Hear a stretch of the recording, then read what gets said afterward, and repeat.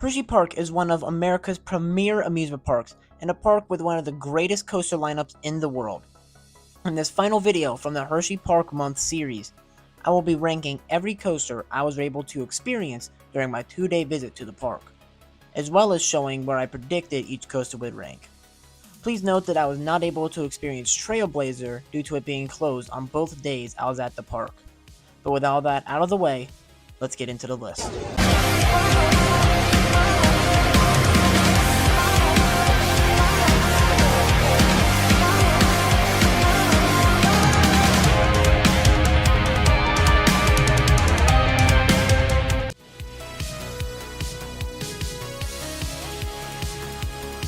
I don't want to write or say anything about this ride, so I'll just let my reaction from my first ride from the vlog do all the talking.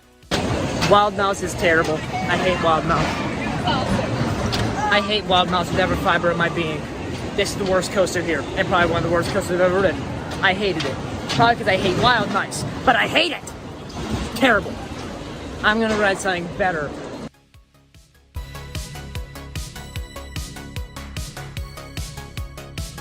Super Duper Looper is the perfect way for a young kid to get over their fear of going upside down on a coaster, due to it only having one loop, and the rest of the ride is just helixes and shallow drops. The one loop provides a decent amount of force due to its circular shape, but it isn't so intense that it would be too much for a young kid to ride. Other than the loop, the ride doesn't pull too much force except for a little bit on the final helix. Not to mention that due to the very comfortable lap bar restraints, there's absolutely no need to worry about dealing with any headbanging. All around, this is just the perfect family thrill coaster that is just a ton of fun from start to finish.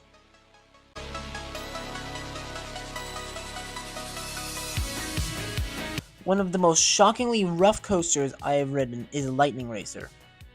For this being a GCI, it had a lot less airtime than I had originally expected, but what it lacks in airtime, it makes up for in laterals. Lightning Racer does everything in its power to throw you off the side of the train, which is extremely fun when you feel like you're going to be thrown into the train right next to you. And that's what really makes this coaster shine. I don't think I would have enjoyed this layout nearly as much as I did if it wasn't for the racing aspect of it, because at every point of the ride you can look next to you and see the other train either racing alongside you or flying past you. This isn't anything special whenever it comes to wooden coasters, but it is just a ton of fun.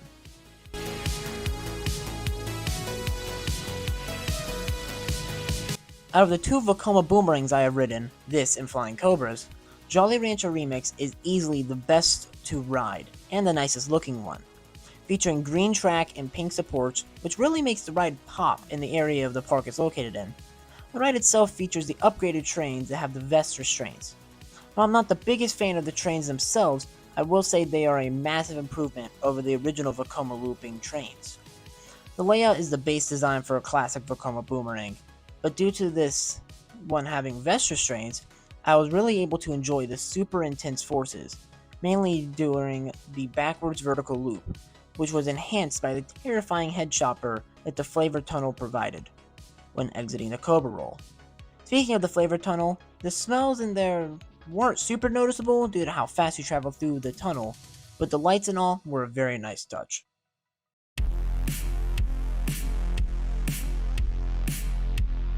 Comet honestly really shocked me after my first and only ride, and I'm still upset I was only able to get one ride on it. The coaster rode like an absolute charm, featuring hardly any roughness, some stellar airtime, terrifying laterals, and some amazing views of Skyrush. When I got my ride in the back row of the train, I was the only person in the row, so anytime the ride would turn, I would be pushed all the way to the other side of the car, which when combined with the quite frankly awesome airtime, it created one of the most enjoyable experiences I've had on any wooden coaster. Speaking of the trains, they are super open with a single position lap bar, which sits about a foot above my lap, as well as a loose seatbelt, meaning you feel incredibly open. The seats themselves are similar to a couch with how much padding there was, causing none of the airtime to be uncomfortable in the slightest.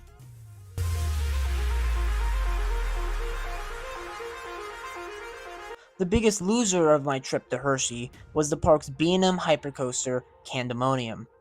Now this is in no way a bad coaster, but it definitely wasn't great either. I found the ride to be both very short in duration and did not provide too many moments that wowed me. The best part of the coaster was the first drop and first camelback, but even those two elements weren't enough to save the ride from feeling very redundant when compared to other B&M hypers I have ridden. When compared to the likes of Goliath, you can really start to see why Pandemonium just didn't do it for me. While Candy is very graceful and spends a lot of the time doing gentle turns, Goliath is just balls to the wall the entire time, which allows every element to feel substantial. With all that being said, I do still think Pandemonium is a good coaster, which looks even better than it rides.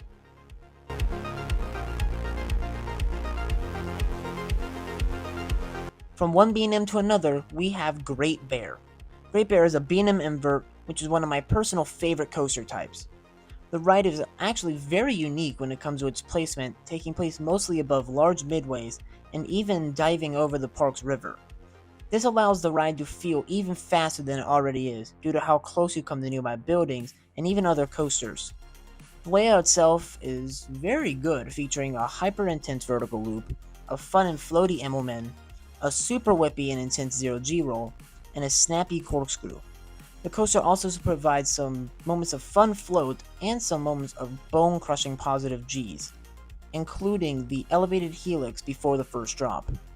Even after all that, the ride still tracks perfectly and is a super smooth and comfortable ride experience, even when the coaster is trying to throw you in every direction possible.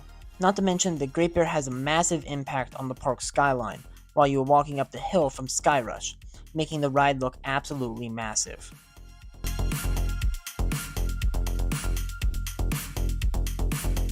Imagine that a Gerstlauer Infinity and a B&M Looper have a baby built by Intamin.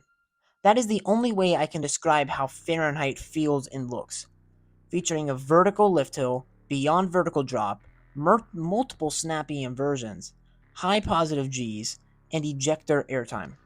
This is a ride that is a mix of everything. Sporting a bright orange and blue color scheme, the coaster loomed over the path leading towards Wildcat and Lightning Racer, and it just looks stunning towering over you. The ride itself had the slightest shuffle during the Cobra roll, but it wasn't anything that bothered me, due to the super comfortable restraints that completely remove the chance for headbanging. Speaking of the inversions, Fahrenheit has some of the best inversions I have ever experienced on a coaster. Both corkscrews are unbelievably whippy, to the point where they're almost too much to handle. The Cobra roll has some good whip and pulls decent forces in the twist and exit, and the Norwegian loop has some absolutely crushing positive forces. All around, this is a fantastic looping coaster, and I believe this is what Rip Ride Rockit should have been.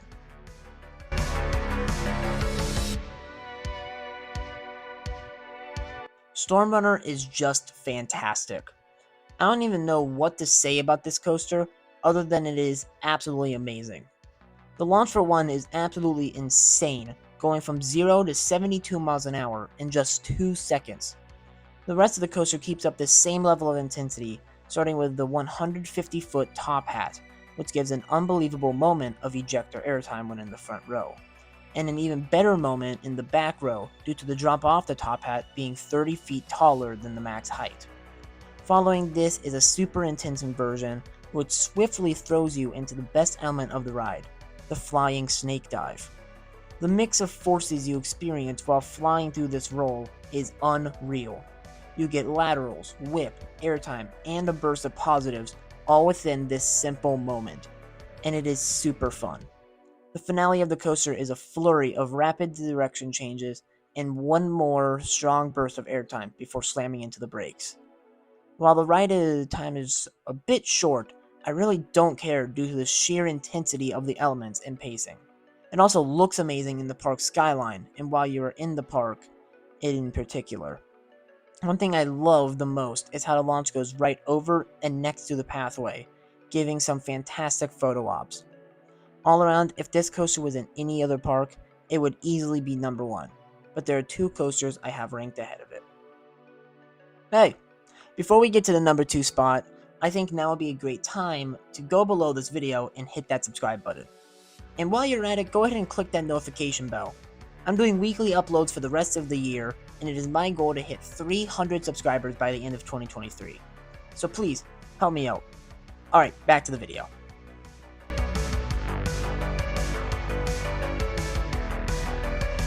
The coaster in the park with the most intense positive G's is Sky Rush, and holy smokes is this coaster unhinged.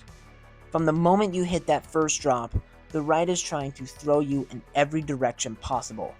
And speaking of that first drop, for some reason it has this weird kink in it halfway down, which turns the airtime from strong floater to insane ejector airtime. Now when I said Sky Rush has insane positives, I mean it, because the pull out of the drop feels like a car crash in the best way possible. The train aggressively slams you back into your seat and throws you to the side simultaneously. And this is a moment that you will need to brace for, because it is a lot even for me.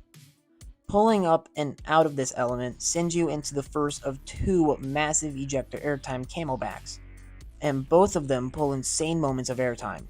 And the second one has a nice head chopper going under the first hill. The two hills are separated by a hyper intense turn, which once again gives super strong laterals and positives. The rest of the ride is a series of rapid twists and airtime moments, not giving you a single chance to catch your breath, and I love it. One thing I don't love are the restraints. While they aren't nearly as bad as most people say, they definitely aren't good due to the fact that they sit on your thighs instead of your lap, meaning that during moments of high positive G-forces, they will stab into your thighs, meaning you will get airtime, but it might be a bit uncomfortable. Despite all that, I still adore this coaster so much.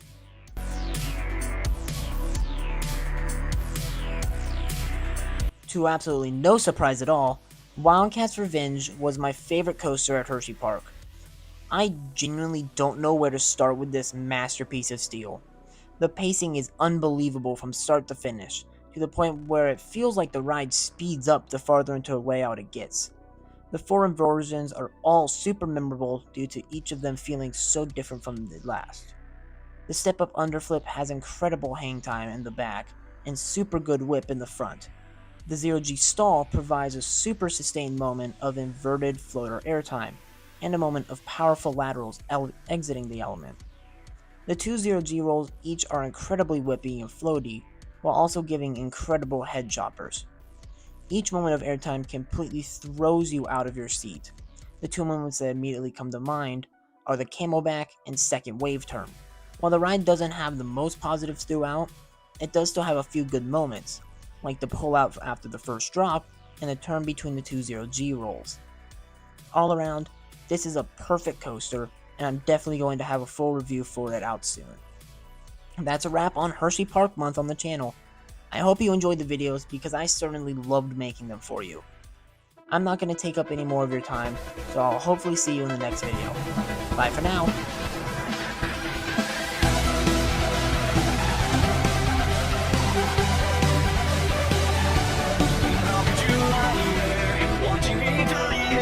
Watching me give up on